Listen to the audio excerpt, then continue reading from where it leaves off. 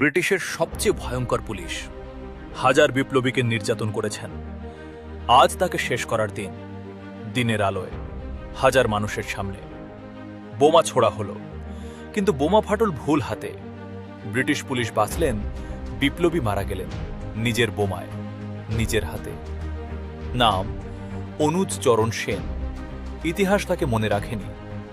Charles Tegart, কলকাতার police commissioner, British ভারতের সবচেয়ে নির্মম পুলিশ অফিসার।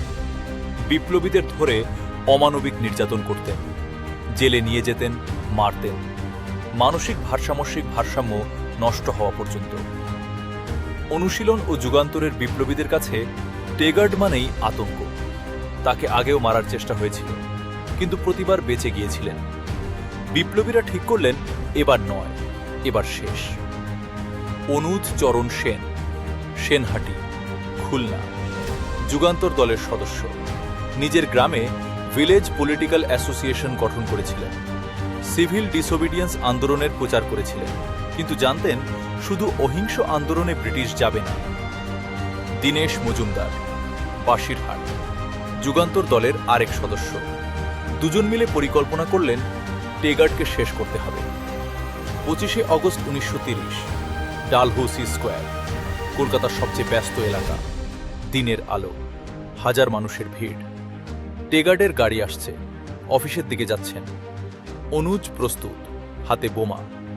বোমা ছোড়া হলো, কিন্তু বোমা টেগার্টের গাড়িতে পড়ল না। অনুজের নিজের হাতেই ফেটে গেল। বিস্ফোরণে তার পেট ছিঁড়ে গেল, মাটিতে পড়লেন। টেগার্ট একটুও আঁচড় পেলেন না। গাড়ি চলে গেল। অনুজকে ধরা হলো, গুরুতর আহত। কিছুক্ষণ পরে মারা গেলেন। দীনেশ মজুমদার পালালেন, কিন্তু 1933 সালে ধরা পড়লেন। ফাঁসি হল 1934 সালে। টেগার্ট বাঁচলেন, বিপ্লবীরা মরলেন। কিন্তু সেই দিনের পরে সারা কলকাতা জানল বাঙালি বিপ্লবীরা থামেনি। অনুজ চরণ সেন নিজের গ্রামে সংগঠন করেছিলেন, দেশের জন্য জীবন দিয়েছিলেন, কিন্তু ইতিহাস তাকে মনে রাখেনি। আপনি কি জানতেন এই গল্প? কমেন্টে বলুন।